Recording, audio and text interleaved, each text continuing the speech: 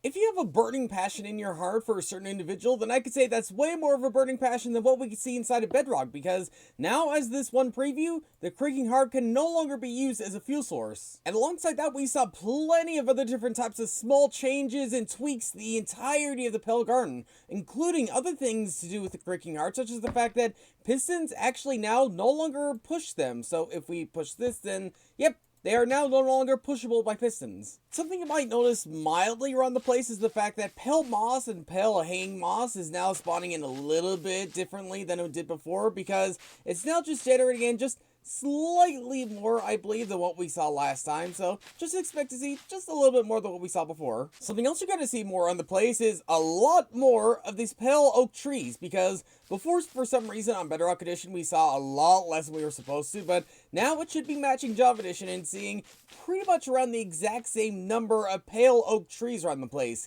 and the exact same type of color, because for some reason the saturation on the pale oak was just a little bit different to that of Java Edition, but now it should be pretty much exactly the same from one edition to another. If you know even the slightest thing about trees, you know something like, say, the 2x2 spruce trees actually grow in pods all around the place. Well, before this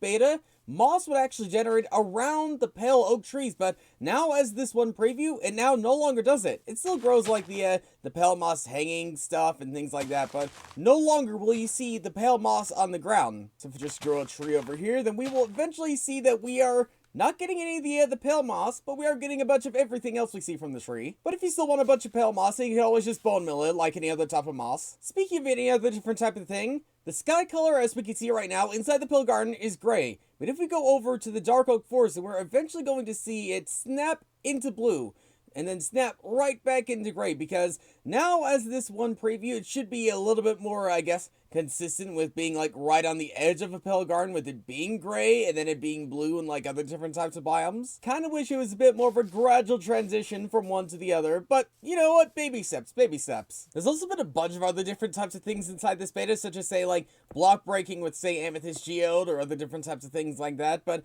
generally this is just mainly tweaks to do with the Pale Garden, which gets me thinking that they're mainly just focusing on the 1.21.40 release, which is happening in just a few days at this one point. We are seeing pre-releases and everything like that, so we should expect that update with bundles with hardcore mode in the coming days. But yeah, until then, thanks for watching, and I'll see you all later.